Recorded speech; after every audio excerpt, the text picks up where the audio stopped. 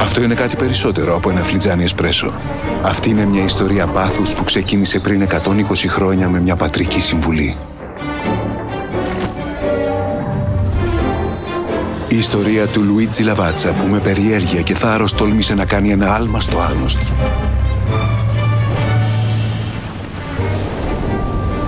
Εξερεύνησε όλα όσα είχε να του προσφέρει ο κόσμος, διψώντας να ανακαλύψει μια πραγματικά μοναδική γευστική εμπειρία.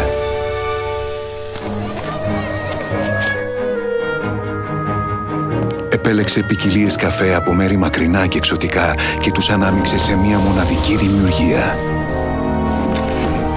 Ήταν ο μάγος που δημιούργησε το χαρμάνι.